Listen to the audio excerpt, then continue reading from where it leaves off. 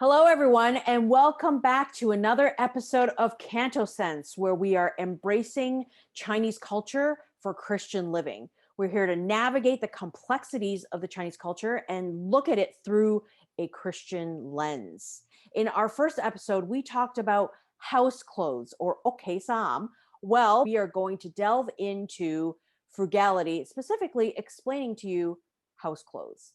To do that, we are actually wearing our house clothes today. This is so fun. I've been looking forward to this episode because we get to tell our fun stories that I know many of you identify with. So we all know Chinese New Year, we buy new clothes to wear. So that's the debut of the new shirt, right? After you've worn it after Chinese New Year, it sort of has aged. But it's still special. It's still considered a new shirt. And we would wear it to special occasions when you have weddings and stuff. And after a while, it's demoted to maybe something that you wear to work or you wear when you go out with friends. Eventually, it's aged again. No matter how much you love the shirt, the color's worn off, and it's still wearable. I mean, there's nothing wrong with it. It's just older. Now you wear it at home because we don't wear the same clothes when we go out or when we are at home. We change into outside clothes when we go out, and when we come home, we change into what we call house clothes. Okay, Sam. And of course, after a little while, obviously then holes start developing and it gets really worn. Wear them as pajamas because they're very comfortable by this time. Bigger holes are developing and you can no longer wear it as pajama shirt. But then, you don't want to waste that. And what ends up happening There's is still something to give. there's still life. There's Yes, still life to the shirt. And so the shirt is now being given the special honor of being a rag around the house, and we use it as staple. Yes. So, either you use it to wipe things around the house or you put it at the bathroom just to, dry your feet and so on. So that's like the evolution. I got this for Chinese New Year a couple of years ago, and then I was cooking and it's got some stains and I couldn't get them out. And so now it's okay, Sam. This shirt in the past I would wear out, but then it started pilling a little bit on the ends. But on Zoom calls, it's still great because you can't see the pilling on the top. I'm giving away all my secrets here. I'm from Canada, you're from Malaysia, and we both abide by the Chinese frugality system and the okesams and stuff. But even within my own family, I mean, my great grandmother was in Hong Kong her entire life. She would do things like zap choi tao in the wet market, Yeah. which means that you're picking up the scraps or the ends, the vegetable ends from the market after the people who are selling vegetables. They usually just cut off the ends. So the ends of the vegetables just gets on the floor. And if people, sometimes you have like homeless people or people who can't afford anything, or, they would come and pick up those vegetable ends and they would eat them. My great grandmother was not homeless or impoverished, but out of frugality, she didn't want to waste it. And she would go and pick up those veggie ends and take them home and cook them and eat them. But she did that in Hong Kong. And then my family was doing okesam in Canada. I mean, the rags on the floor that we had were all my brother's old t-shirts and stuff. So it's amazing just how this kind of habit has managed to travel, as part of the Chinese culture. We believe that our viewers here, all of you, have your frugality habits. And so we're going to play a little How Chinese is Your Frugality? What we're going to do is we're going to read out 10 different examples of Chinese frugality. And you're going to keep score and see how many you have participated in, or if you're not Chinese, how many you have witnessed. And we invite you to type your score into the comments below. If there is something that is not on the list, we want you to tell us about it. All right. Are you ready? Number 1, house clothes. All right. Number 2, reusing tea bags. This is when you use your tea bag to steep your first cup of tea and then you use it again and again. At least I use it until there's no more color coming out from the hot water. But not just in one sitting, right? You're talking about over several days. Over several days. And sometimes I'll keep the tea bag in the fridge so I can reuse them. All right. Number 3, bringing home hotel toiletries. You're visiting a hotel, you're sweeping all the toiletries into your bag, whether they're used or not. Yes. Number 4, Napkins, condiments, and cutlery from restaurants, especially fast food restaurants or takeout. Yeah, especially these kind of restaurants, they actually allow you to take what you want and what you need, and you take them home with you and not just use them at the restaurant. That's right. Number five, reusing containers for other purposes. We do that all the time. Most of my boxes are ice cream containers from past.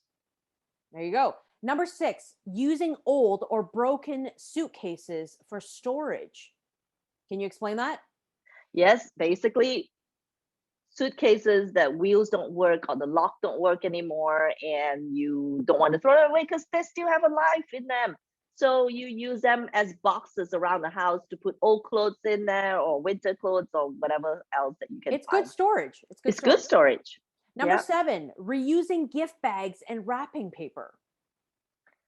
I haven't bought gift bags or wrapping paper for a while now But you're also very because, careful when you open it, right? of So that you course, can yes, retain. yes, you have to peel the tape off very carefully. Number eight, reusing towels. Tell us about this one. Well, basically bath towels that we use around the house, and then after a while they thin out. So you don't want to throw them away. Again, life in them. So you cut them into smaller pieces and you use them as hand towels, which subsequently then you use them as towels that you clean your house with. Number nine, self-medicating. What do we mean by that? Yeah, going to the doctor is expensive, especially when you kind of have an idea of what you're having. You go to the doctor, you pay a lot more for his consultation fee, and then he'll end up giving you the same thing, Panadol. So unless you're on the brink of death, you don't go to the Well, doctor. and now WebMD, the Yes, website, actually brilliant. helps us support us in this act. And number 10, using a dishwasher as a dish rack. Yes, because we prefer to wash our dishes with our hands. It saves water, it's not as expensive, and ultimately the dishwasher is a dish drying rack. There you go. All right. So, what was your score out of 10? Please tell us in the comments below. And also add in anything that did not make the list. I mean, growing up, my mom would say, oh, because your grandma was in the war and then my parents were immigrants. I mean, there was always some kind of reason why they did this. But I mean, is it genetic if that many Chinese people are doing it? Like, I think it stems from the Chinese pragmatism, where it's saving for the future just in case we need them or just in case of emergency. I know that I keep all those condiment ketchup around the house, even though we don't need them in a sense. But just in case I run out of ketchup, there's ketchup, condiments that I can use. So, and of course, this waste not. Don't waste because things are expensive, and just being brought up with this value of frugality. Ultimately, too, is this fear of losing out. It's free anyway, might as well take it, right? right. So I think too is this scarcity mentality Yeah. that often we have as a result of perhaps frugality. That makes sense. And it's just amazing how signature it has become as a part of our culture. It being signature has led non-Chinese to comment, isn't taking all those napkins stealing? I mean, how do we respond to that? Especially since we're trying to look at this through a Christian lens. Is it stealing? Well, that's a good question. I guess it really depends. I mean, for example, like if you go to McDonald's, and it's free napkin for all, and if you take a whole bunch because you want to take them home, then I would really advise against that, right? I mean, it's for you to use in a restaurant. But what ends up happening is often, you get a stack, I get a stack to use at the restaurant, and I end up not finishing, using all of them. And so I take the rest home because I know that it's going to end up in the trash. Right. Same thing, when I order in and, this condiments come in little sachets, I know if we're not done using them, I know my husband is still going to throw it in the trash, but then don't throw them away because, it's still usable, so we will keep them. I wouldn't call stealing unless you're intentionally there to take them home. Right. So, You have that in well, mind. and then that becomes like a heart issue, right? So it's not, Yes. what is your intention? Are you going to Exactly. take extra large stack so that there's leftover, so that you can then Yeah, take it home and not have to buy exactly. tissues for the next month? And Yeah. I think from the list, most is nothing to do with taking things necessarily, but really reusing. We are the original life hack or upcyclers. Right? So this topic of frugality is obviously an iceberg, which we have just touched the tip of. But don't worry, next episode, we will be talking more about frugality and the good of frugality, and also when the habits go extreme. Join us again next time. Subscribe to our channel, follow us on social media, and don't forget to share with us your CantoSense. See you again soon.